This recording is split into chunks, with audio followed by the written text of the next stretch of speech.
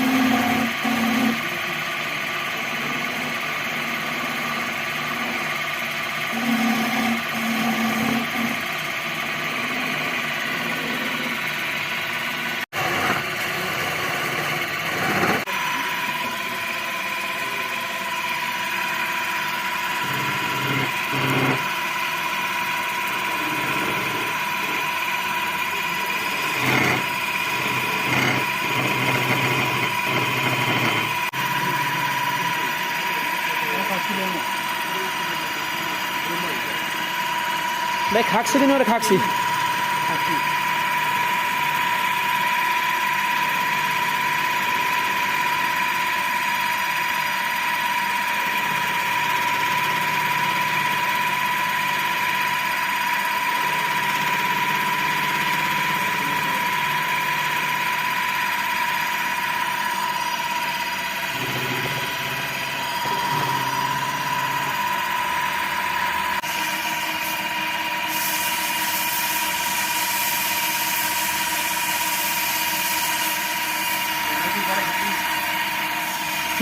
मैले बनाएको दाइको चाहिँ यस्तो दामी तरिकाले बनाउनु भएको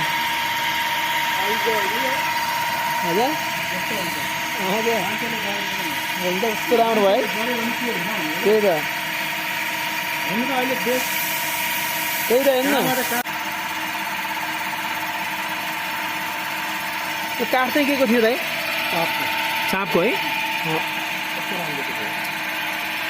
यो त यो 100 वर्ष हुन्छ केही हुन्न है होला नि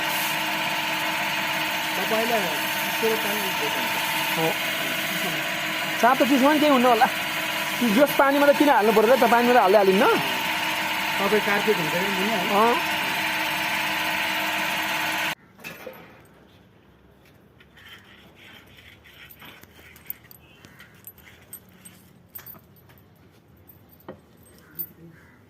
ए रोटी पेल्ने बनाउनु हो त हजुर ल